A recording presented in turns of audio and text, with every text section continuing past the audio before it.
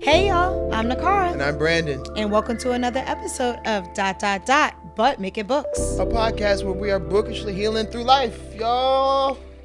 And this is how we do it.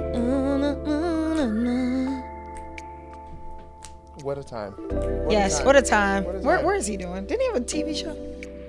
Montel Jordan? Okay. Well, never mind. Anyway. He did a commercial. No, that was Hammer I'm thinking of. A lot of people had commercials. A lot of people had commercials. Yeah, you know what I think about often?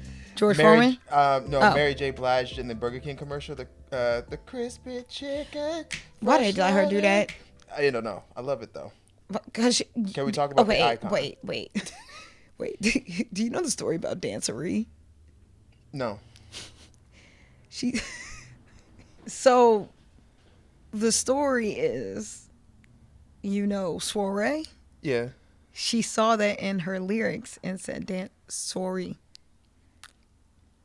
and that's how we got Dancery. Oh my God! Really? That is the rumor on the street, and I'm sticking to it. Oh, I'm. That's stuck now. Yes. Listen, she always says she's ghetto fabulous. Yes, I love that. You know what? She's a queen, okay? Justice for Mary. Sorry. Oh, man. Dance sorry. Oh, that just blew my mind. Dance sorry. Dance sorry. Dance sorry. Well, listen, we're not going to bring any hateration. In this dance sorry. We certainly not. In this podcast. Not. I love this. That's hilarious. So, how you feeling? I'm good. I'm very, man, I'm feeling very,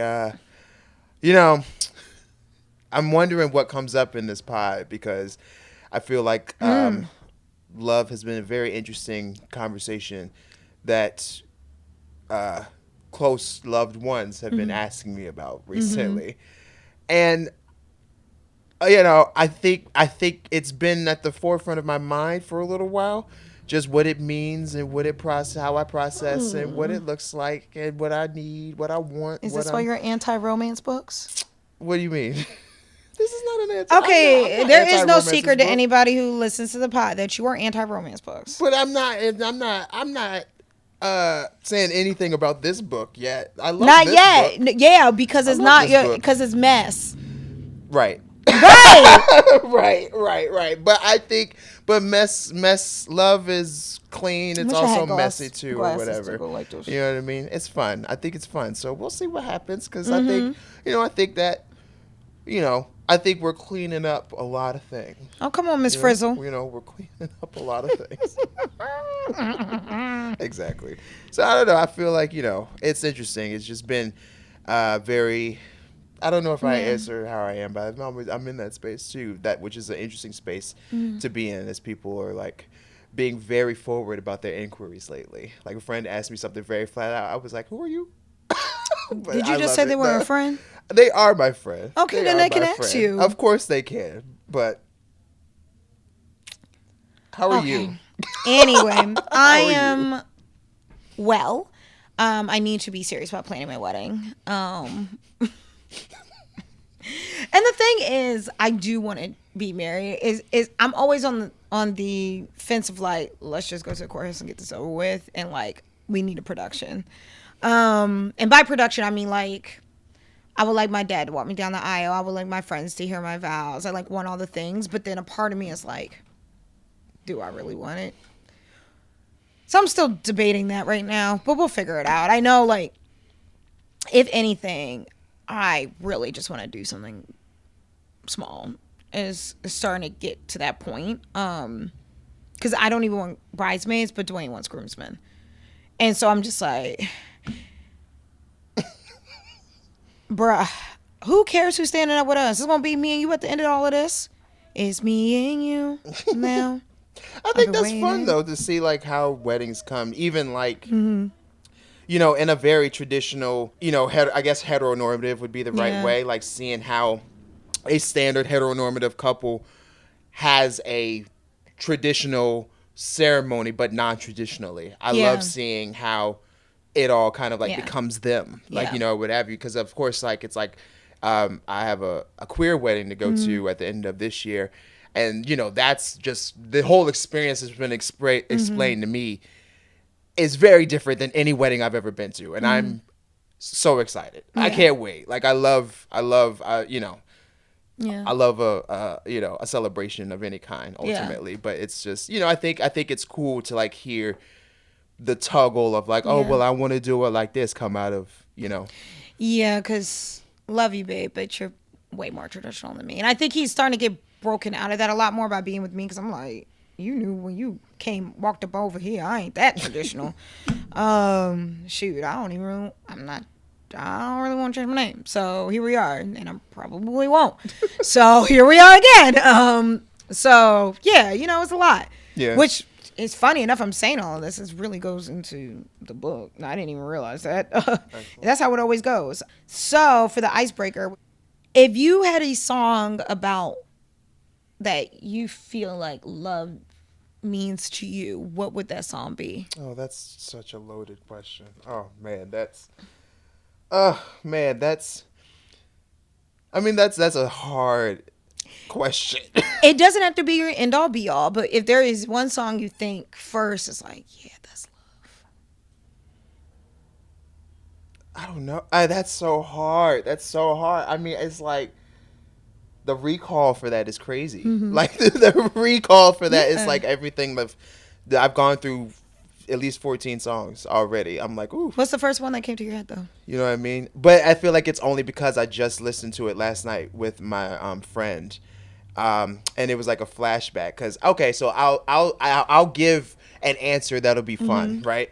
You know those songs that make you they're like oldies because they are songs you grew up on and they're of a certain generation that's probably before yours or what have you. And so you're like 8, 9, 10 years old, like belting it, singing your heart out or what have you, right? So this is so funny. But I was hanging out with like one of my dear friends, dear friends. And it was great to like just be in the car, vibing, windows down. And then all of a sudden, I Want to Be Your Man, Zapp and Roger comes on. And that is like, when you think about like the lyrics of that and just how like, you know, it's like the dedication, like I'm singing out my heart about how I want to be with you. Yes. I miss it. Men need to beg more. You know, it's like I mean, but because these men nowadays don't like to beg. But I wonder if it's begging or if they are just not. If it's begging you want, or if you want somebody to just be openly loud and proud and brash about how they choose begging. You. Is that? I don't know if that's begging. Stand on business. No, because if I leave you, like, don't leave me. Well, see, that's a different song, though. Yeah, but no, I want to be your man because clearly I'm with somebody else. If you screaming, you want to be my man. But it's like, is that begging? I don't know if that's begging. Yeah, because you're trying to take me out of my relationship. Because don't leave me, girl. That is begging. That is begging. But I Want to Be Your Man is like, I see you, girl. You about to be mine, so I'm begging you because I'm trying to fight for your affection. I don't know if I use fight for your affection. I think is what it is. I don't know if that's begging. Oh no, that's begging. You know, I love it though. Well, all right, but not begging, you know, and not of a negative connotation. I think sometimes when we think about begging, not you trying to like the duality of begging. The duality of begging is real, okay? Because standing on business for sure. No, but you need to stand on business and beg for me because. Begging? I don't know. Yes, because I'm going to be honest. I know you're having this reaction, but I'm sorry to your fair sex here. Y'all are stupid. And so. Terrible comment. Niccara. Love y'all. Though. As someone who loves men, I question myself every day. You can't. And so, because sometimes y'all need to be begging because y'all say a lot of stupid stuff. Why is it? All right, so the snowball has been snowed. What is your song? What's your song? I don't think I Want to Be Your Man is a begging song. Okay. I'll say that. And that's the song that came today. So 2 songs I'm stuck between is Smash Into You by Beyonce and Knocks Me Off My Feet by Stevie Wonder. Oh, because those are both songs that like Stevie actually make me cry. Because when Beyonce is like, I want to run and smash into you, I want to let all my guards down and like have you love me unapologetically for me. Which also lends itself, like, it's smashing you / flaws and all. It's like, I'm a bitch in the morning. Flaws and all is... Woo! Yeah. And then knocks me off my feet is a man like literally unrequiredly saying like your beauty, your grace, everything about you, I need to be like, I can't not be in your orbit. Like everything about you just sweeps me off my feet. I'm taken aback. Yeah. And I miss that in songs. Like I think that phased out around like when Scrubs hit and then Pigeons came out against Scrubs and like Pigeons came out against Scrubs. What a time. I do. What a time. Yes, what a time. What a time. Where it's like, yes, it's okay to say that you want to be with somebody, that you love them and want to be with them. And yes, it's okay to a little bit like lose what I mean by begging, lose your cool points. Saying the thing. Yeah, that's cool. But that's begging. Is that begging? Yes. The thing is, it's like, okay, if we're going to go with Stevie, Overjoyed. That is my favorite. And I should have said that's actually possibly my favorite love song because I feel like it's reciprocity as well. Yeah. I feel like it is him saying, hey, I had this whole fantasy in my head and you fit in this fantasy and I'm overjoyed that you're here in this. Don't take this away from me. I think it is in a way this begging thing, but also it's like letting you know, hey, it's like this is it's a joyous, it's a celebration. Again, it's like it's an acknowledgement, a loud proclaiming, I'm in love and I don't care who knows it. It's all of that. It's that. I feel like I don't know if that's begging so much as it is just being loud and proud and standing on business no matter what. Okay. That's what I'm looking for. I'll tell you that much right now. Okay. I'll tell you that much right now. Okay. So I don't know. Okay. Well, we're gonna talk about stand on business because I feel like this book definitely stands on business. It does. It does. This is the book that stands on business. Yes. Like I'm gonna do what I want to do, and you're gonna deal with it. Title of the episode, Stand on Business. Honestly, yeah. So, I finally convinced my fellow co-host, friend, to give romance a chance. Just a chance. Just a chance. Just a little bit of chance. And we're gonna talk about You Made a Fool of Death with Your Beauty, and this book. Everybody I suggested to has said, Nicole, what did you do to me? What did you do to me? And I said, I don't know what I did to you. You tell me what I did to you. Because I want to know what I did to you. Because I want to know how you feel. Because I think everybody has different feelings about the book. But I truly, absolutely loved it. Yeah. So what is it about? Faye Adikola wants to learn how to be alive again. It's been 5 years since the accident that killed the love of her life. And she's almost a new person now. An artist with her own studio, sharing her brownstone apartment with her ride or die best friend Joy, who insists it's time for Faye to ease back into dating. Faye isn't ready for anything serious, but a steamy encounter at a rooftop party cascades into a whirlwind summer where she could never have imagined. A luxury trip to a tropical island, decadent meals, and the most glamorous home of a celebrity chef and a major curator who wants to launch her art career. She even started dating the perfect guy. But their new relationship might be sabotaged before it has a chance by the overwhelming desire Faye feels every time she locks eyes with the one person in the house who's the most definitely off limits, his father. This new life she asked for just got a lot more complicated, and Faye must begin her journey for real answers. Who is she ready to become? Can she release her past and honor her grief while still embracing her future? And of course, there's the biggest question of all. How far is she willing to go for a second chance at love? So, So I'm going to talk about the criticisms because there's been a lot of things that stuck out to me. And I think that, let's start with the title actually of the book. We talk about music a lot. I brought at least 5 different songs in between our recording today. The title of the book was named after the song Hunger by Florence and the Machine. How could anything bad ever happen to you? You made a fool of death with your beauty. Do you think, one, if anybody doesn't know much about Florence and the Machine, they're very haunting. Their music is they're probably one of my favorite bands, groups, whatever they would like to call themselves out there. When you think about that line, what do you think about in relation to the book and what you read? Because I'll read the line again. How could anything bad ever happen to you? You make a fool of death with your beauty. No, I mean, I think it's the part that makes death and beauty such a precious, frightening experience. I think both of them kind of stop people in their tracks one way or another. And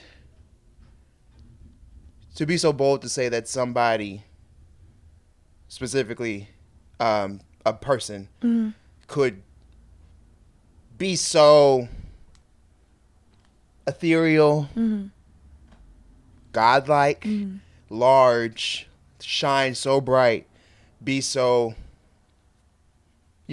beautiful in whatever capacities you go, that they can tempt the inevitable, which is death.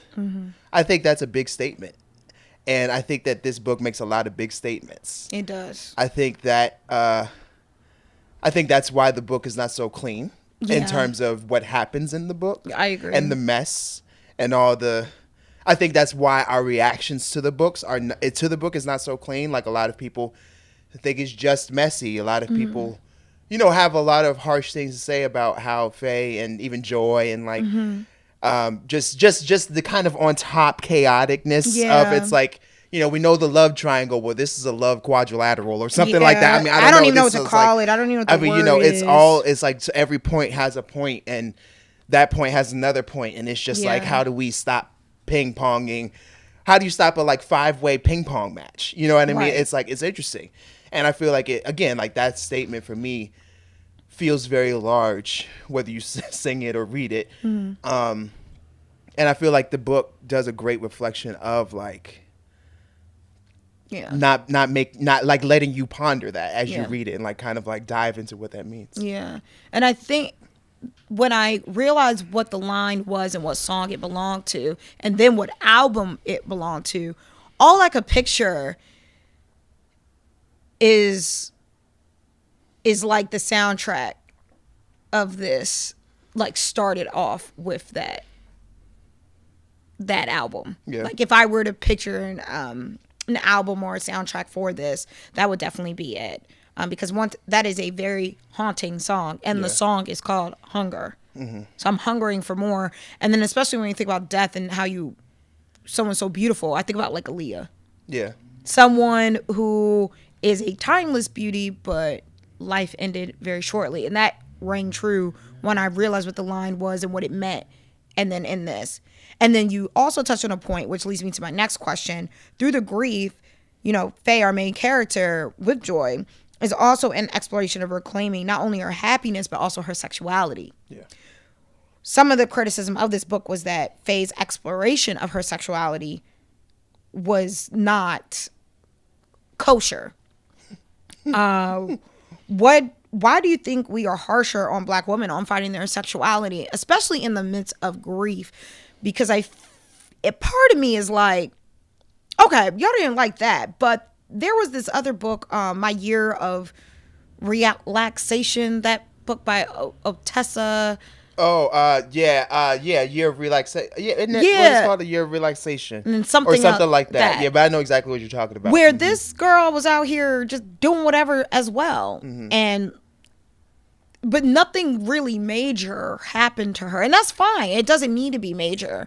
But why do you think we're criticizing this main character, so hard about exploring her sexuality, finding joy back in that sexuality when she was married? She did all the things. And her husband died in a tragic way. Yeah. I mean, I'm about to say something. Maybe I don't need to go that hot. Let me break up. Go that hot, though. Because... Are you ready to stir it? I mean, at the end of the day, Be Chef Curry with the pot. We live in a country, rather. I mean, like a state of affairs. But like a country and a world, really, that makes it a woman's responsibility to manage children or like have children, and like we police bodies. It's like we don't police.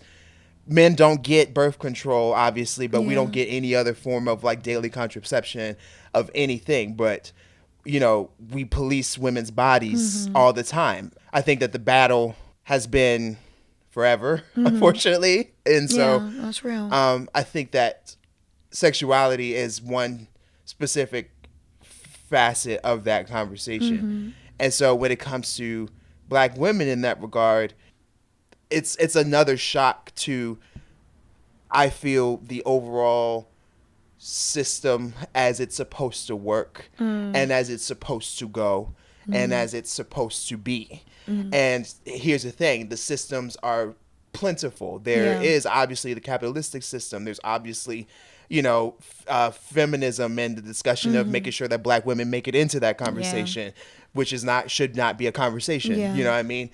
There's also, internalized patriarchy. Yeah. And then there's the version of that we grew up in our Black households, in our Black communities, which becomes a reflection of something that, again, is systemic. And then we are a part of it in the way that we explore our day-to-day lives of any kind. Yeah. And it is, as we know, very much a fear-based and scarce-based system. So it's like, okay, what is the fear? What is the scarcity? Who's passing it on? Who's creating it? It's like now we're in this cyclic place where, again, of course, like, not to go all Malcolm, but the most hated person in the world is a black woman. Yeah. So it's like least protected, all the things. And I think for me too, as you're talking more about that, I'm about to really shake the pot and talk about. I talked about men before. I'm talking about us now. I'm talking about the women who identify with women who aren't healed fully yet. We are the most purveyors of that, upholding the lack of sexual exploration in a lot of ways. Yeah. And I think the criticisms that I found of those books, I'm like, are you criticizing because, one, you're criticizing her for being messy and trying to figure it out, but also having fun and doing something that you wish you could have done? Or are you really don't think she should have gone about it that way? And either way, it ain't our job to tell us what to do with her body as she's trying to figure out after she's lost the love of her life in a very tragic way. And so I definitely wanted to touch on that because that was some of the criticisms I saw as I was searching more in this book. And I was like, oh. I also shout out to Not Daniel and Disha's, the Secret Lives of Church Ladies, the one where the woman her mother's in hospice, and she goes out into the car and smashes this dude in the car whose mother is also in hospice. Yes, correct. And they just have that moment, and so it's like I remember people being like, "Oh, like how could she, whatever." Like in the responses of it, I'm like, I don't know. Grief does some I don't wild know. Things Grief is to weird. you. Grief is weird. I'm not there, so I don't know. You got to give people grace because you don't know people, what you would do in those situations. You have to let people figure it out. You definitely do. You definitely do. Especially about people figuring it out. Aleem, the dad.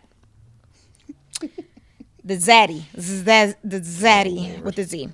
Is a character I would love to know more about. Yeah. And I would honestly, if they would do a prequel to this, I would be also down. Yeah. So we discussed this before on the pod about like parents and generational trauma and like treating our parents as people, viewing them as people, knowing that they're able to make mistakes. And I think Aleem is a great example of that.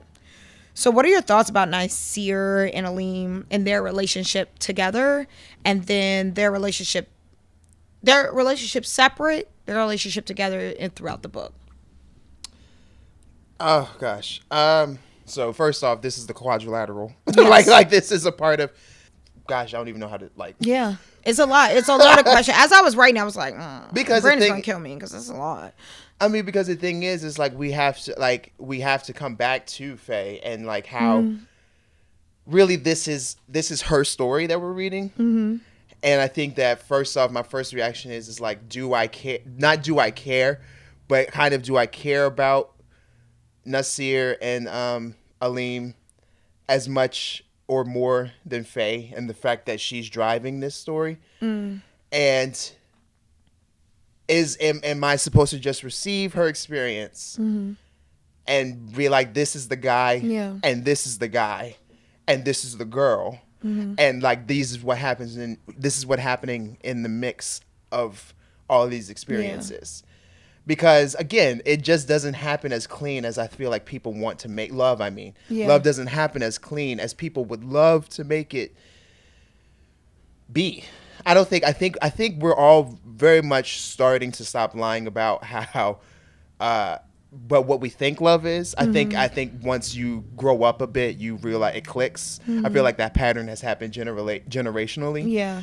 And then, and this is not discounting anybody with any traumatic experiences or non-consensual experiences or anything like that, because they're still learning and healing to do there. But I think in terms of just generally speaking, I feel like that shift happens to maturity, right? Yes. And so I think that when we look at somebody who's exploring a relationship with so many different kinds of people, regardless of who they are in relation to each other, we are seeing a very clear path that is exploring the mess of love. Yes. It is exploring how when you outside, you outside. Yeah. Like, you know what I mean? It's like when you are dating, you're dating. When you're finding, you're finding. When you're falling, or not even falling, when you're choosing, or finding love within a person or an experience or what have you.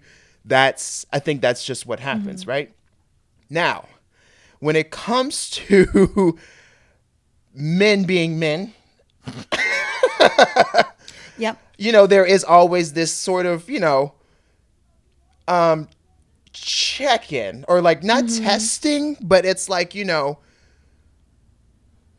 hey, I see you talking to him, or and this, I say this because obviously most often men go to the woman and are like, hey, so I saw y'all was talking or whatever. And listen, maybe that's love, because I certainly have had women come to me about women that I've talked to and things like that. I'm just saying, maybe it's just more human. But like, speaking as a man, there is this sort of testosterone kind of check-in about what's happening, just to make sure that we feel like we have a handle on what we want, which is, partnership with whomever is in question, right? So when you have a parental child situation, all in pursuit of the same thing within the same person, I feel like it becomes an interesting question once you have to step outside completely of the parent-child mentality.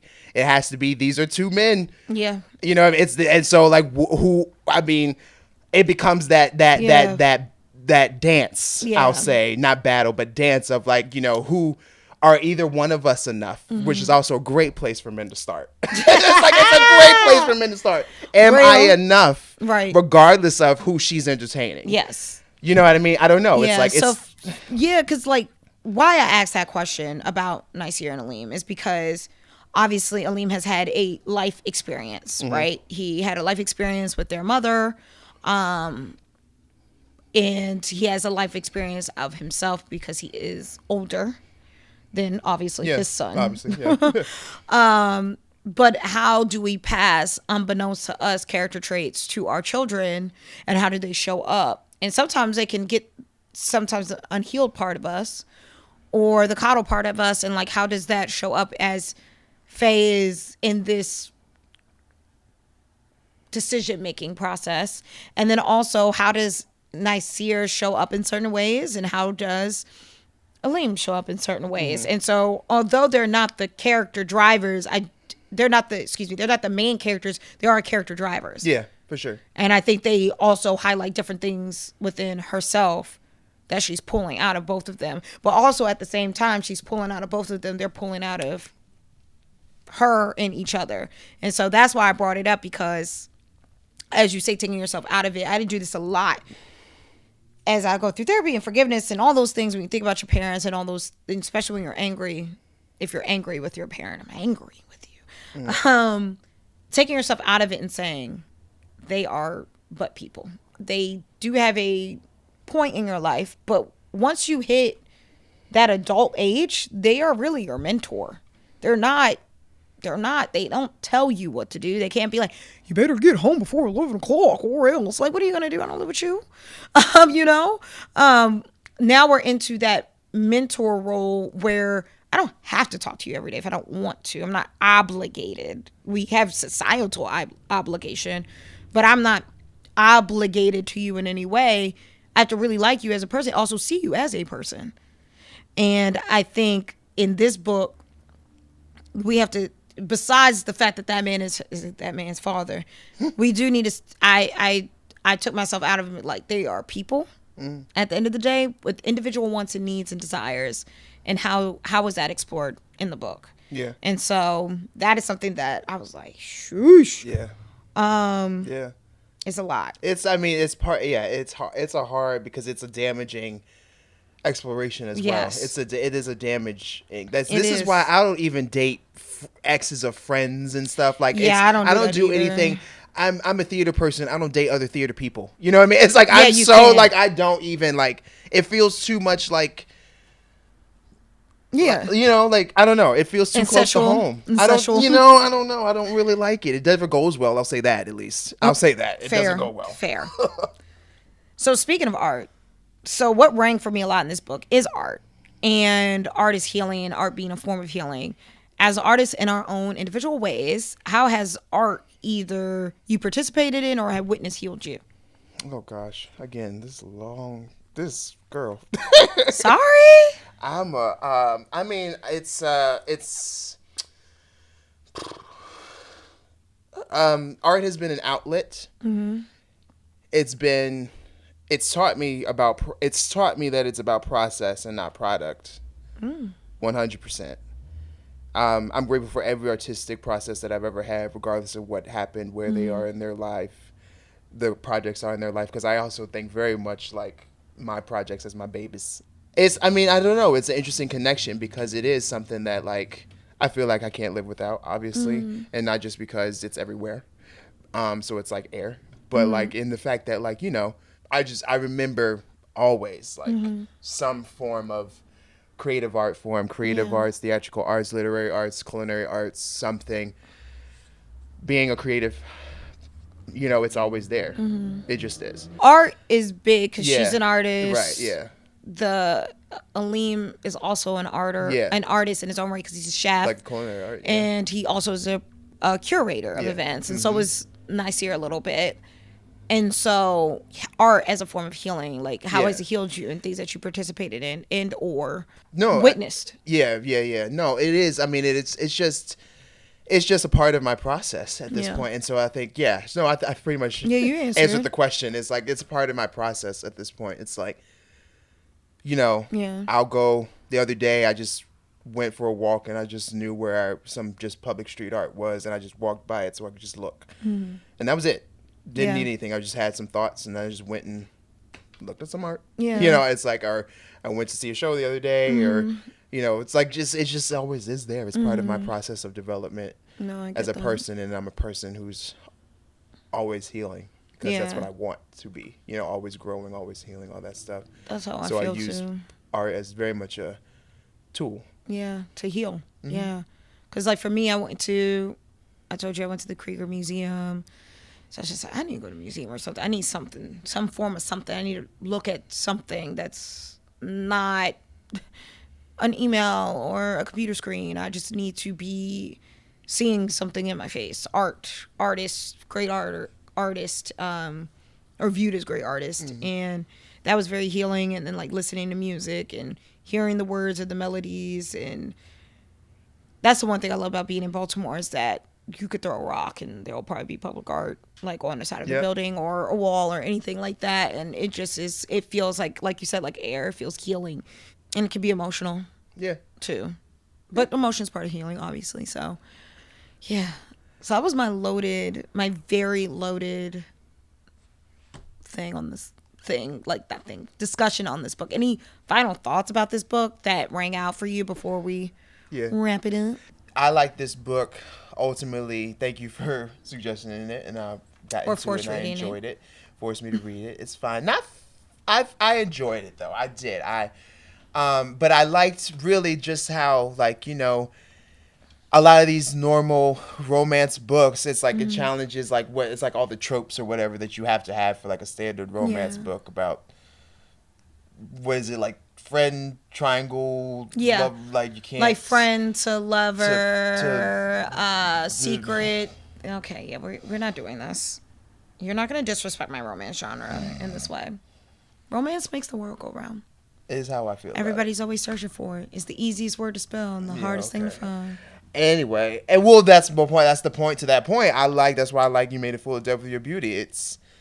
I think it shows that it's one of the hardest things to find because it can be messy. Yeah, it can be so just not clean, and again, it's like this is a better I mean, I don't know. I don't read enough romance for me to say clearly that this is a better representation of romance, but I do feel like I've seen reflections of tropes and motifs that are in this book that I would use to attribute qualities of that's fair. How love can be. Yes, it can be very lovely and tied up, come together in a very meet cute kind of way, but also, sometimes we just outside, and sometimes we don't know when somebody's coming and going or whatever.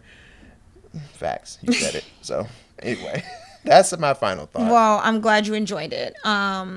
This, like I said, this is probably like one of my top suggested books of last year. I shoved it down anybody's throat who asked me. I was like, this is the book besides 7 Days in June. Like, this is my book. And I think it is because the characters are messy. They're human. They're trying to figure it out. They don't have all the answers. And you know what? That's okay. Yeah. And that's okay. That's okay. And it's also okay for you not always to have the answers, people who are listening. So, with that, yes, indeed, we're going to wrap it up. Yeah. And that is another episode of ... But Make It Books. I'm Niccara. And I'm Brandon. And keep hailing, but make it books. Peace, y'all.